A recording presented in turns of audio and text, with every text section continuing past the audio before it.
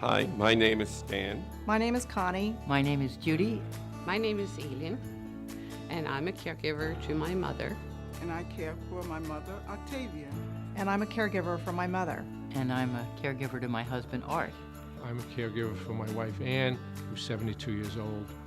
Basically, I've done everything for providing for both of them. I take care of my mother on the weekends. I take her grocery shopping. Not only household chores, I provide her medical care, coordination, driving, errands. choosing meals, making meals, cleaning up. I find that I take care of anything that he can't take care of. Sometimes I find balancing time a real challenge. The difficult part for me is taking me into consideration. Balancing her needs with the needs of my family, the needs of my marriage, and my own needs. Staying calm, nice, and positive. The real challenge is, of course, the distance and the moment you get that last phone call. What I love most about taking care of her is knowing that we're providing a secure and comfortable home for her. It's the time we spend together. Is the adventure of finding out new things all the time to trying to help him stay out of pain. My name is Ed. I'm a spouse and I'm a caregiver. My name is Colette. I'm a daughter and a caregiver. I'm a caregiver, and I'm a daughter. And I'm a wife and a caregiver. I'm a daughter and a caregiver. I'm a son, a nephew, and a caregiver.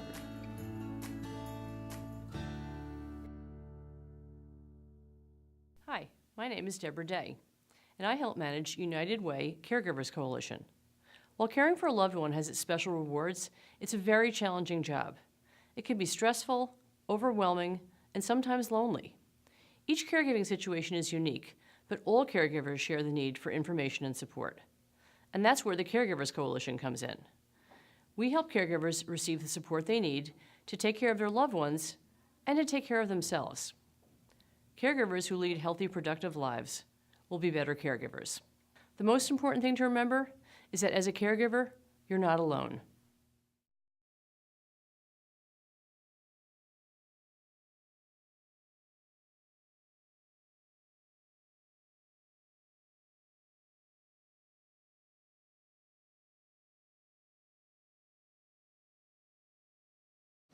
For as long as there have been people on earth, there has been music and dance and theater and all the arts. And what we tend to forget is the power of the arts.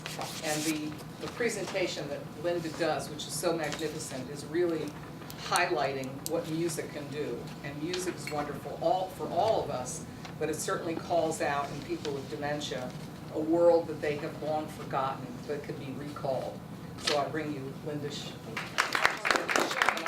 Well, thank you, everyone. I'll echo the thank yous from everyone else, and thank you for coming out on this kind of a crazy weather night. So thankfully, we didn't get snow. We were sweating this one out. So, but I bought an all-wheel drive car just in case this year because I was miserable last year. So again, this presentation is going to be on music and memory and the profound effect that that music has on memory. And I know a lot of times we think, well, we know music and we hear it all the time, but I want to show a specific scientific side to this and the real impact that it has. But before I do that, let me give you a little bit of background about me so that you know they didn't just pick me off the streets and I'm up here speaking to you. So a little bit about me. I have a bachelor's in gerontology and I actually have a master's in the management of aging services. And I lived in New York for many years and I worked for Meals on Wheels there, planning programs, and I was the director of social services and admissions for a couple of different facilities there. And when I moved to New Jersey, I'd say about 11 years ago, I worked for the Visiting Nurse Association as a case manager, helping to bring services from the community to people who were living at home. And then I worked for the Alzheimer's Association as the resource specialist for a while, and now I'm with Daughters of Israel, which is right across the street, and it's in West Orange, and it's a long-term care and rehab facility. I am the director of community relations there, which is just a fancy title for I do a lot of marketing for them. But in the community. I don't do print marketing, I'm in the community. So that's how I happen to be here. Music has always been a passion of mine when I have worked with the older population. So before it was a big deal to do it, I was just using it because I found very early on in my career that my clients and the residents and the facilities that I worked in really responded to music when I couldn't get them to respond to me. So that's how I came to this. So when my executive director said, well, if you want to do presentations on things that you love, go right ahead. Well, so here I am. Okay, hopefully all my equipment will work, and no, that didn't work. There we go. Okay, so we're here today to talk about the profound impact of music on memory. And really, when we talk about the profound impact, I'm not just speaking about music in general. We're going to narrow it down to a very specific kind of music. But when you see the impact, it is amazing. Because when a person loses his ability to speak, that's why music is so powerful. It's the way we can communicate without words. We're using music to do the communication. Probably in a few minutes, we're going to watch a 6-minute video. It's called the Henry video, Alive Inside. We call it the Henry video. And it's circulated on YouTube for a while. So while I'm going through this, I'm going to say to you, pay close attention to this, because when I do that, when we play the video, I'm going to want you to kind of zero in on some of the points that we spoke about, because that's really, it's a very moving video. Am I standing in front of you so you can? It's a very moving video, and you're going to kind of see what I'm talking about, okay? Here. Okay. Music is one of the most powerful tools you can use for individuals with dementia. It is one of the most successful ways to communicate and share emotion after the traditional facilities of speech have been compromised. So when a person is no longer to communicate, we're able to use music to still reach them. Music is a universal language. And what do I mean by that? Okay, let's stop and think about this for a minute. If you hear an opera, you know, even though you don't understand Italian or Latin or whatever language that they typically sing, but you still get the idea of what the opera is about just from the tone of the music. The same goes for when, say, you're in church and you hear spiritual music. You're affected by that also, okay? You know it puts you in a certain mood. You don't necessarily have to speak the language to know what the song is communicating. It has its own way of getting through to you. So let's think about this for a minute. By show of hands, did everyone hear music today? Some people didn't hear music? Very interesting. When I say that, a lot of people say, well, I didn't turn my radio on today, or I didn't turn the TV on today. But there's music in places you don't even realize there's music. And I'm not just referring to elevator music. There's music when you go to the drugstore, when you're sitting in a restaurant, when you're walking through a mall. There's music everywhere. There's music in the supermarket. Have you ever paid attention to that? It almost makes you buy more. There's a whole marketing. It does. If they play a song you like, you're picking up those cookies. You are. And they know that. There's a whole marketing agenda behind the music that they play. My son runs a restaurant. They send him the music from Arizona to his restaurant because he has to play certain music. Not only does he have to play certain music, it has to be at a certain level. It can't just be on, it has to be, the sound level, because that's what makes you eat more. That's what makes you buy more. It does. There's a whole science behind this. So we're just now therapeutically catching up with all of this. So I bet you heard music when you didn't even realize you were hearing music. And I bet it influenced you when you didn't even know you were being influenced, okay? So we're often unaware of the background music, but there's even music in the physician's offices. And I guarantee you it's not depressing music. It's music to make you feel better, okay? So there's always music on, even when you don't realize that it's there, you're being affected by music. We learn through music. Let's go back a little bit. Your ABCs. The first song that you learned was your ABCs. That has stayed with you your whole life. A, B, C, D, E, right? Don't you hum that in your head all the time? That's a song. That's how you learned. What about your nursery rhymes? I have a 2.5-year-old granddaughter. I may not know every word to the nursery rhyme, but it only takes once and it all comes flooding back. And I'm sure you've all experienced that. It's there. It's stored somewhere in my brain. All this stuff is taking up space when I could use it for other things, but it's there, okay? So that music is so powerful that it stays with you your whole life. Happy birthday, too. Happy birthday. You're right. I mean, you think about it, the first words that you learned was through music. I even think they started a program, phonetics. Do you remember phonetics through music? Or I don't think that actually took off. I'm not sure why. But that was math, to teach children math through a music program. So we learn through music. But now here's something else that's very interesting. Our most memorable celebrations incorporate music, which is why when we hear those tunes, it can elicit such powerful emotions. So what do I mean by that? Well, if I hear your wedding song, I'm going to go, oh, that's a nice song. When you hear that wedding song, you're going to have a whole different reaction than I do. So we react to songs in a very different way. And that's why we're not just speaking about music. We're speaking about individualized music. There's a really big difference, okay? And we're going to get into that a little bit more. So the power of music is not so much in the music, even though that has its own power, but the real power of music, all right, is in the music that affects you and you and you. Because the music that you enjoy, or the music that you heard growing up, isn't the music I heard. And so it's not going to trigger the memory. So if we're trying to reach somebody, the point is to use individualized music, not just music. So I'm not saying that music in and of itself is not powerful. It is. But if you really break it down, the power of the music is the effect it has on you as an individual, or on our loved one who has dementia, who cannot speak anymore. But imagine if that person can't speak and you were able to find music from when that person was a child and play that.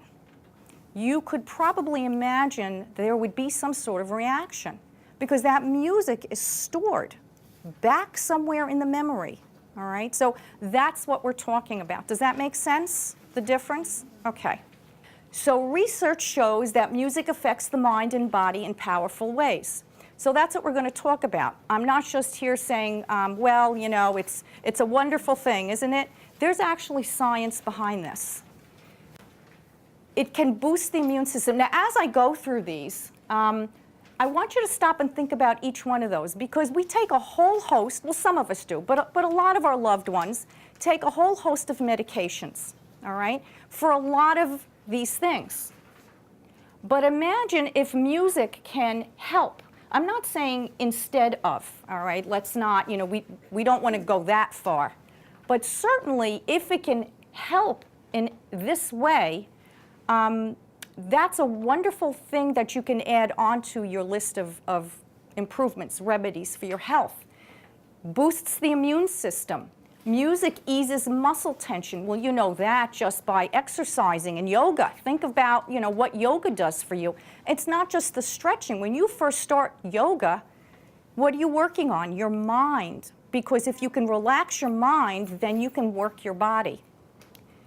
It increases the molecular levels important for fighting infection. Isn't that amazing? That it can help fight infection? It affects a positive change in mood, relaxation, peace, and comfort. Well, that I'm sure everyone will agree with. When you put on a song that you like, it puts you in a different mood. Doesn't it transport you to a different place? You're relaxed. It can change your mood. Normalize eating and sleeping habits. Enables memory. that one, hang on to that one. It provides an avenue of communication, and that's what we're here to look at. And it certainly reduces depression, and I say agitation and anxiety as well. I always like to incorporate singing into this because there is this little piece that lots of times when we hear music, we tend to sing along with it. And I want you to know that even though if you do it in private, that's fine. I do it in private because I've been told I should do it in private. But singing, research has found that singing releases substances that serve as the brain's own natural painkiller. Now think about that. You have your own natural painkiller. I mean, how cool is that? How fantastic is that? That you don't always have to take a pill. That you have another course, another avenue open to you. So the next time you're not feeling well, go into the shower and sing and see if you feel better. Okay, so why does music have such a positive impact? So what I'm going to do is I'm going to read this, and then I'm going to talk about it a little bit. I'll break it down so it makes a little bit more sense, okay? So neurologically, pathways in the brain responsible for processing and producing music, rhythm, and singing remain intact long after an individual's capacity for language is compromised. Now that's a mouthful, so let me explain that a little bit, okay? Think of your brain, we'll use my head. Think of your brain. You have your short-term memories here in the front, and your long-term memories here in the back, okay? And think of your brain as storing all the information. It starts in the front, and then it works its way to the back, sort of. I'm really oversimplifying, but just to get this point across. So after we lose, if we have dementia, and we are losing our capacity, our ability to speak, our brain is still holding on to the pathways for music and rhythm and singing. It remains there long after we've lost the ability to speak, which is why if we use music, we can tap into that. It may only be temporarily, but it doesn't really matter if it's temporary. We're activating the brain to use that. Did that make sense to everybody? Okay. Now here we're going to have to use my fist. Okay, so the brain, again, very simplified, is really divided into 4 lobes. But for this discussion, we're going to think of it as 2 lobes. 1 lobe and 2 lobe here, okay? Language and words are stored on one side of the brain, and tune and melody are stored on the other side of the brain. So that when we are singing and enjoying music, we are activating both sides of the brain, and they are working together. That's amazing, okay? Because when they start to lose the memory, they lose their short term, usually, which is right here in the front, and it continues all the way down in the back where we have our long term. All right? Long term is, your childhood. You build upon that. So your most recent memories are going to go. But when we can tap into music and rhythm, we're activating both sides of the brain, which is not something we've been able to do with drugs. So this is, I want to say, like a breakthrough. Okay? Have everyone? Okay.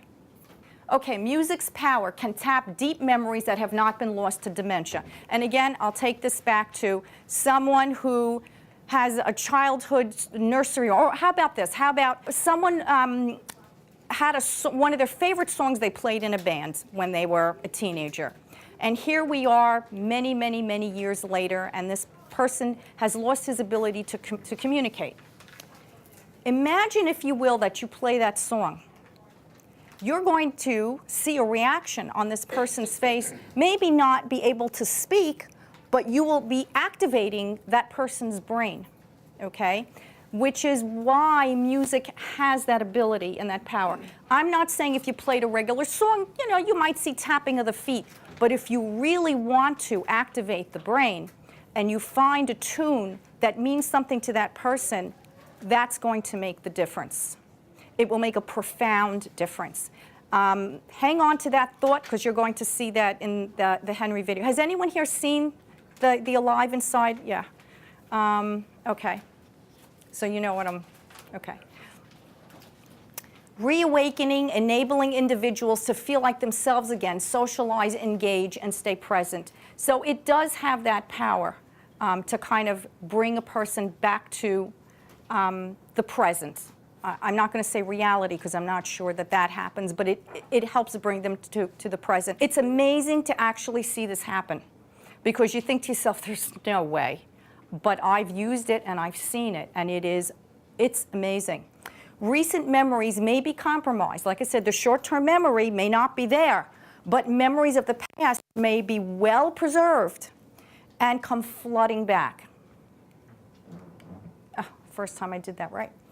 Scientific research supports the positive impact of music on behavior. Now, the positive impact of music on behavior would definitely be decreased agitation, okay? If you have someone who is, you know, in the afternoon is having a difficult time, especially maybe transitioning, you know, the sundowning later in the afternoon, they're just agitated. Music may be, and I'm not just saying music, I'm talking about individualized music, music that this person is going to respond to. Maybe the time, maybe that you want to use that particular, you know, list of songs that you think that will, a lot of times what I'm trying to say, a lot of times that can be used in place of medication. So there is decreased agitation and probably increased socialization. Music can reach deep down and trigger emotional recall, because music is profoundly linked to personal memories. And again, I keep going back to that, because it's not just music. It's not music therapy. It's individualized music. They're two totally different things. We're not using music as a therapeutic intervention to help heal something, to help the person get through a crisis. This is individualized music to help a person who maybe has lost their ability to speak or communicate, or has lost memories. Even if they can communicate, maybe the words aren't making sense, or maybe they can't tell you what it is that they need to say, or maybe they're just depressed. This is something that can be used. Our brains are hardwired to connect music with long-term memory. What they have found in a lot of this research is that our brains are really hardwired for music. And that's why we as babies respond to music so well. Our brains are really hardwired that way. I find that amazing. We all seem to have this musical ability to some level. Some of us more than others. I'm on a very low ability, but that doesn't matter. I can enjoy music, and I think I would still respond to it. All right. Favorite music or songs associated with important personal events can trigger memory of lyrics, the experiences connected to the music. Now, I'm going to tell you a story. I was the director of an adult day center, not too far from here, and I had, similar to a story that you just told, I had a woman who was, I think, 92 years old. Her husband used to bring her to the adult day every day. She was nonverbal. She didn't speak. Happy. You have no idea. She'd walk in, he'd kiss her goodbye. He was 94 years old, a double amputee, and he would drive her. I could not understand this, but I'm telling you it happened. And she just could not speak, but she was as pleasant and the sweetest lady you ever met. But what she would do is she would just walk around most of the day. She would wander, follow the tiles on the floor. She would eat. She understood what we were saying, but she was totally nonverbal. And her husband told me that she used to teach piano out of the house. She loved music. So one day, and we tried all different kinds of music, and she never really responded to anything, so I thought, well, I don't know. One day I put on, we're getting towards the 4th of July, and I put on some, music for the holiday. And out of nowhere, she stands up at full attention and starts to sing the national anthem. She had a voice that was amazing. At first, everyone kind of looked around because we thought it was a record. Because we just couldn't get over it. But she was responding to the music, and her voice when her husband came and we told him what happened, he couldn't believe it. And I said, well, let's see if it happens again. And again, I put the music on. And again, she stood at attention and sang. She had a gorgeous voice. And he cried because he had not heard her voice in years. And from that point on, whenever he wanted to hear her voice, he would put on patriotic music and she would stand up and sing for him. But we had, now, I always used music in the Adult Day Center. I just hadn't hit the right one. And I didn't think to ask him, what did she like? And I don't know if he thought to tell me. So we kept trying music from her era, nothing, until we hit this. This was the magic. She stood up and sang. And when, you know, I mean, we would do this from time to time just so we could hear her voice because it was beautiful. And that's when I realized that it wasn't just music. It was individualized music. That's what made the difference. That's where the memories are. She remembered the words, or she remembered the words. Carrying the tune? No, she sang. She remembered the words. It was amazing. So music may open up an avenue for communication and provides us an opportunity to share emotion. And I'll share this other story from this Adult Day Center. I used to play, I think it was 50s and 60s music, and we would kind of exercise to this music. I had a new man join the center, and everyone was happy with this music. You know, everyone would bounce a balloon and get up and dance, whatever. Everyone was having a great time. This new man joins the group. I put this music on. He takes one look at me, tries to get out of the room. He's hysterical. I can't calm him down. He's agitated. It was a nightmare. I had to call, you know, backup for help to calm him down. I had to call the nurse in. It took me a few hours to find out what had happened. That was a song that he used to dance to with his wife. So while everyone else is enjoying this song was torture for him. So again, individualized music. Everyone responds to things in a different way. Sad memories. Right. It triggered. Right. Predeceased him. Right. She had just died a few months prior, and you know, and you know, I mean, you know, I could hear a wedding song and go, oh, that's a nice song. But when I hear my wedding song, I'm moved more than anyone else is going to be moved by it. So it's our music. Okay? Does that make sense to everyone? Someone had a nasty divorce. They don't want to hear They don't want to hear that, right? Of course. Who knows, right? We're now using music more and more in nursing facilities. You see them in hospitals. Well, not so much in the hospitals because it's very time-consuming. And I'll get into a little bit more of that. But it's very hard to put a playlist together if a person can't speak. If you think about it, you can't just walk up to someone and say, gee, what kind of music do you like? You know, you're not going to get a response. So it requires a little bit of investigating, and I'll explain a little bit how to do that. We're going to show the clip now. This is a very powerful clip. This is a program that was established by Dan Cohen. He's the Executive Director of Music and Memory, and I have that on that resource list for you. That is complete. I double-checked it today. And he started this in 2006. And it's a great music and memory program. I actually trained under him. He gave me permission to use this YouTube clip that circulated in 2006. And it's a 6-minute clip from a documentary that he did in 2012. Henry, the man that you're going to see now, is a 94-year-old man in a nursing home with advancing dementia. And they put his favorite music on the iPod. Okay? So we're going to watch that now. What I want you to look for, let me see, hold on one second. What I want you to look for, let me just move on to the next clip. The Henry video demonstrates that even when individuals are no longer able to communicate verbally or recognize their loved ones, they may still respond to their favorite music, often dramatically, remembering all the lyrics to the songs played. Okay? And hopefully their symptoms improve, even if it's only temporarily. So that's what I want you to keep in mind as you're watching Henry.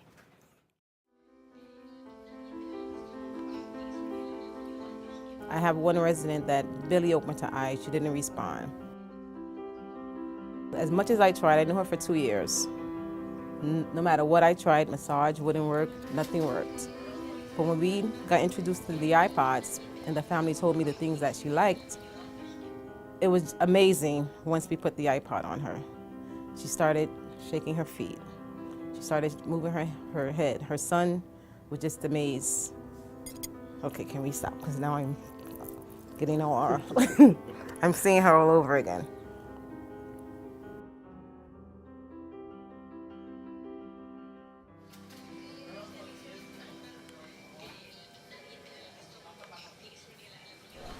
Hi, Papa. Hi, Papa. Huh? How you doing? I'm all right. Fine. Wait. Who am I? I don't know. Wait a minute. I don't know. Okay, it's Cherry. How long has he been in the nursing home? Approximately 10 years. He was having seizures, and my mother couldn't handle him at home. Of course, it affected me greatly because he was always, fun-loving, singing, every occasion he would come out with a song, no matter where he was. I remember as a child, he used to walk us down the street, me and my brother, and he would stop and do Singing in the Rain. He would have us jumping and swinging around poles. He was, he was good. He was always into music, always loved singing, dancing. His name is Henry Dreyer. Uh-huh. And I'm looking more or less for religious music for him. Okay. Because he enjoys music and he always quoting the Bible. So I'd rather have that for him. We first see Henry inert, maybe depressed, unresponsive, and almost unalive. Henry. Yeah? Henry. Yes, y'all. I found your music. You want your music now? What do you want me?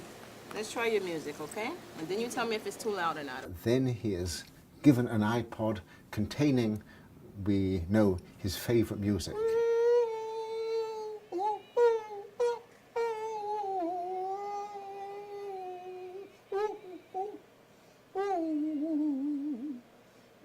And immediately he lights up. His face assumes expression, his eyes open wide. He starts to sing and to rock and to move his arms, and he's being animated by the music. And he used to always sit on the unit with his head like this. He didn't really talk to much people. And then when I introduced the music to him, this is his reaction ever since.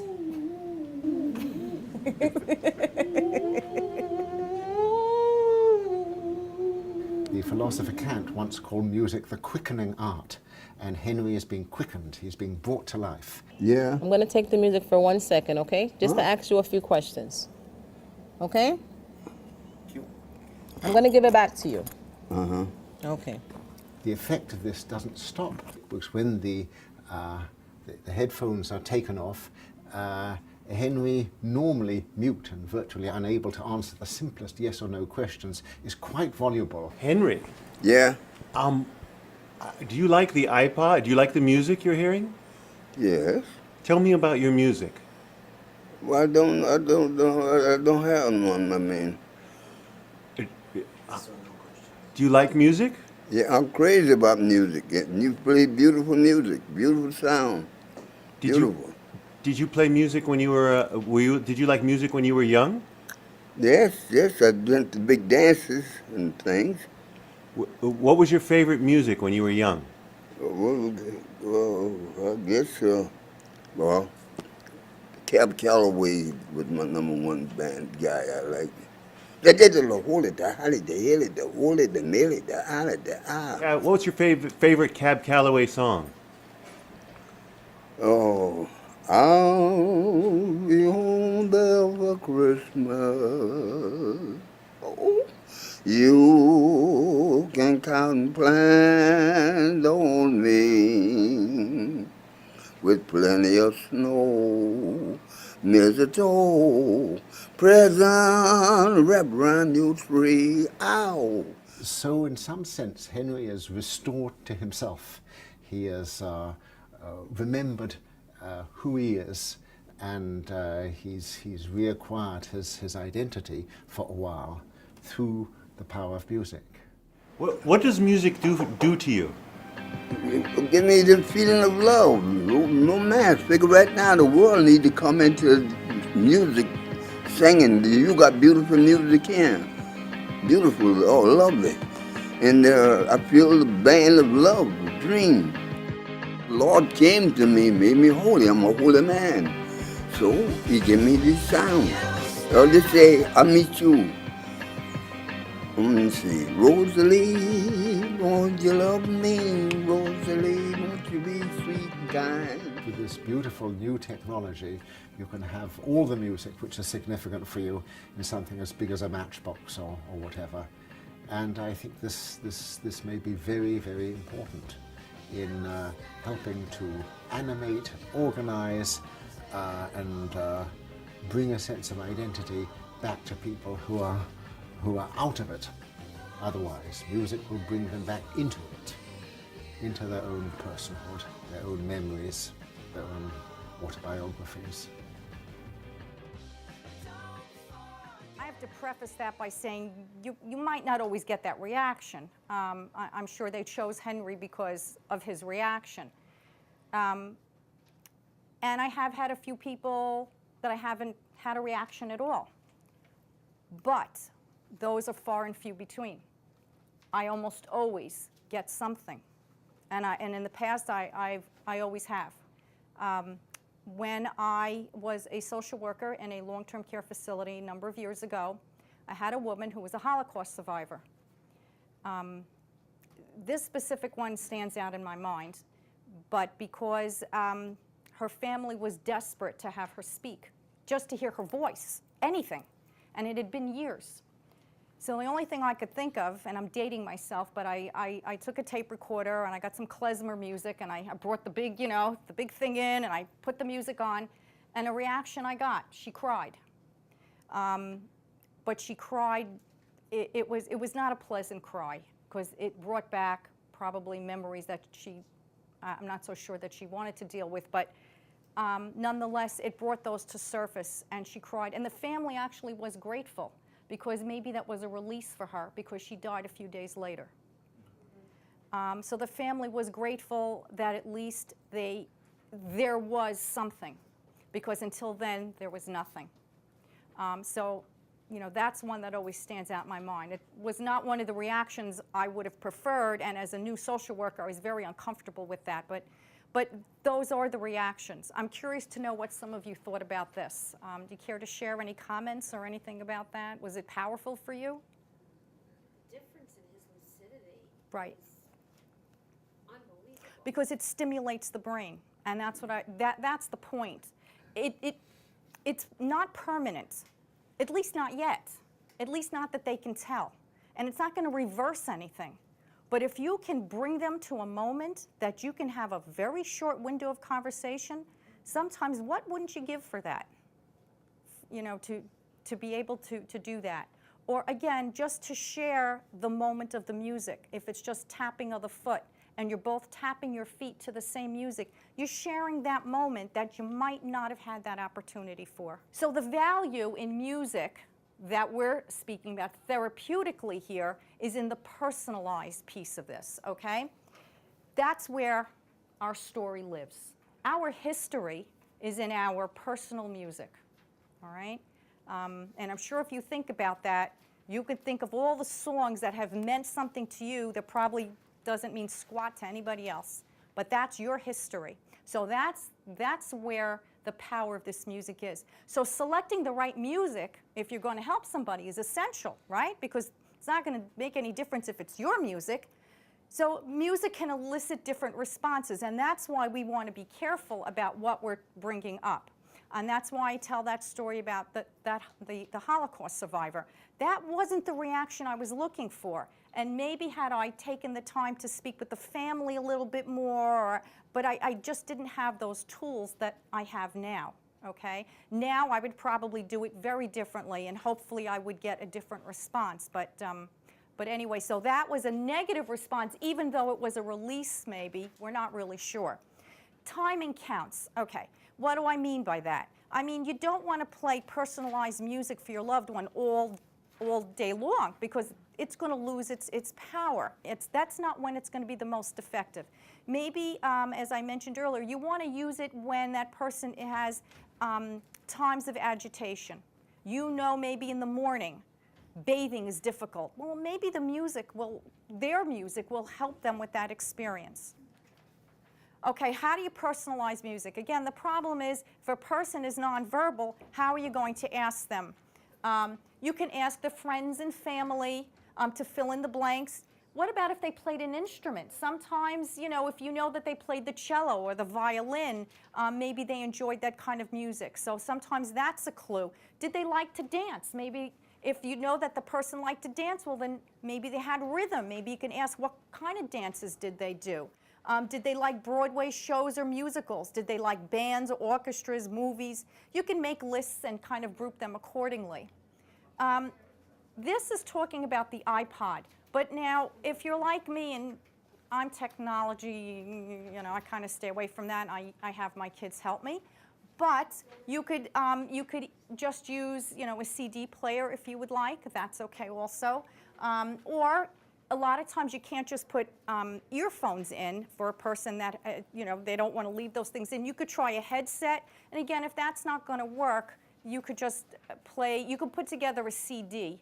And, you know, you can turn to the library. Librarians are very helpful. High school, even people in the Apple store. I've gone in there and they've helped me. Family members, friends, young adults. Young adults are so happy to show off that they'll show you anything. And, you know, we've spoke mostly about personalized music for someone that you're caring for, but as a caregiver, it's a good thing to kind of utilize for yourself. Maybe you want to put together a playlist that you know is going to be beneficial for you, because even though you can speak, you're going to find that, you know, this is very, very soothing. So personalized music may be one of the most best therapies available to so many living with various kinds of dementia and brain dysfunction. It can restore temporarily but repeatedly the sense of self often lost through the aging process. So again, it's temporary right now. It's not permanent, but we don't really have a lot of things out there that we can utilize. So this may be one of the best things that we have at this point. So to wrap it up, it bridges the gap from our world to their world, or I'd like to say from their world to our world. It helps rediscover pleasure. It reduces anxiety, depression, and boredom. It reduces agitation and creates a sense of calm. Any questions or comments? Or story was just shared that she used music, classical music, for her father since he liked that, but his response wasn't always so quickly. It would take a while. You said maybe about an hour or even a little bit longer, but after the time would pass, he would be able to, God bless you, he would be able to communicate and to speak when they had thought that he had lost that ability. So again, that's another way that, you know, that music helps stimulate the brain so that they're able to communicate. Question is, when is the music most powerful? Is it from our youth? Is it from our teen years, or is it later in life? When does it have the most effect? And the answer really is it depends on the person. It's kind of hard to say. You know, just for instance, my son listens, well, he used to listen to this heavy metal music. I have to tell you, I find this the most irritating sound to come out of the radio. I can't listen to it. But for him, he loves it. And he'll say to me over and over, can you believe how that guy raps or whatever it is, and that music is so powerful? And I think to myself, that may be what moves him. It does nothing for me except give me a headache. So I think it's individual, and I think it depends on the person, which is why I say you kind of have to go back and ask, what did they play instruments? Did they like Broadway? What movies did they like? Because maybe they didn't have anything powerful, or they didn't connect with anything younger in life, and maybe it wasn't until their 20s or 30s that so it really depends on the person. you know, I mean, I think I would react to the theme to I Love Lucy, just because I love that so much. There's a marathon Sunday night, and I'm not missing that. But when I hear that, I get all excited. I think I would probably react to that if I weren't, if you know. So I don't know if it's anything. It may not be anything specific, you know, 30s music, because honestly, my dad's 91, and I don't know if I put on music from when he was a boy, if that's going to affect him at all. But I know he played the bass, and maybe if I found music that, you know, there was a lot of bass players, or I don't know, something like that, he would probably enjoy that. So I think it depends. It's individualized. Did I answer that question for you? Okay. Well, thank you, everybody. Thank you for coming out, and I hope that you enjoyed the